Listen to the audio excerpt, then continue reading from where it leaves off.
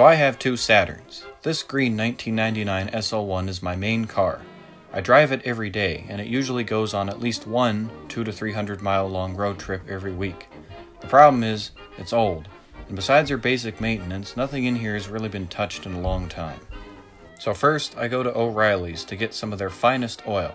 In hindsight, I could have gotten this stuff way cheaper at Walmart, but this was almost 2 months ago, and I've learned a lot since then.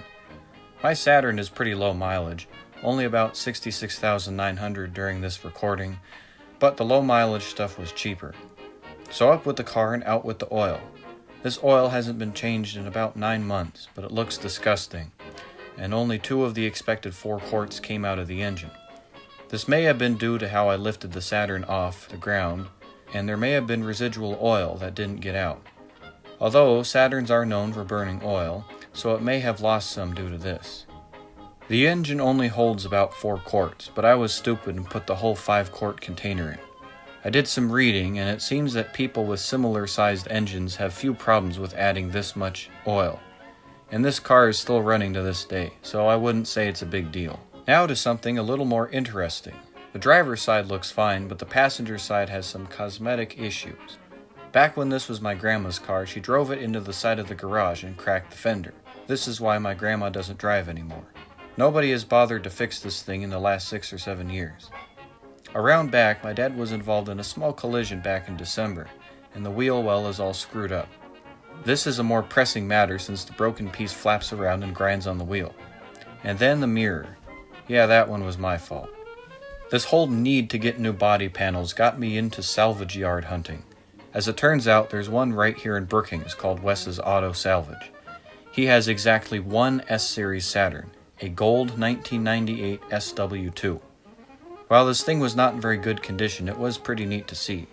Because it's a station wagon, the rear panels are not compatible, but I was able to get the fender and its associated wheel well liner for only $50. I also grabbed the passenger mirror. The mirror is pretty easy to replace. You first have to pop out this little triangle piece to reveal 3 bolts. Once you take those out, the mirror is free. Putting the new one in is as simple as doing all of that backwards. As for the old mirror, I cleaned the fender and began my attempt to install it. You have to take the liner out, which involves some plastic tabs and 3 7mm bolts. The old liner had a big gash in it, so there is a reason why I grabbed the new one from the wagon. Well, because my grandma hit the garage, turns out the bumper itself is a bit deformed, which makes the process of putting the fender on a lot harder. Basically, things don't line up how they're supposed to. And as it turns out, the passenger side headlight is also messed up. It points ever so slightly upwards. Anyway, I implanted a C-clamp to hold things in place, and this is now a permanent fixture of my Saturn. After that, I got an interesting result. Well, later that day, my friend and I went down to Marion, South Dakota and bought another Saturn, a 2002 SL2. That whole project will be another future video. In order to find a replacement panel for the rear, I went to Roner's Auto Parts in Wilmer, Minnesota. They're so big that they have a dedicated Saturn section with about 75 different Saturns. Needless to say, I did not have trouble finding a suitable donor. I also took the wheel well liner. 2 days later, I called up the local expert to help me get some work done. You see, I ordered several parts from Rock Auto, including all new struts, new motor mounts, and new front brake equipment. Removing the rear panel involves removing the taillight, which involves removing 2 Torx screws and undoing the connector. Open the door and you'll find 2 rubber things that have a T27 Torx screw inside. Then there's 2 10mm nuts in the taillight well, one above and one below. And then there's another in the corner of the trunk hatch. The wheel well liner has a few 7mm bolts and several plastic fasteners to remove. Meanwhile, Ryan was beginning the process of replacing the front brakes. The liner came out in 2 pieces because it too was in rough condition. A few of the fasteners on the rocker panel cover have to be removed, but you do not need to remove all of them. You only need to be able to pry it open a bit because this body panel has some dumb piece that sticks out. I should mention that there are a few bolts deep behind the wheel well that I didn't film for some reason.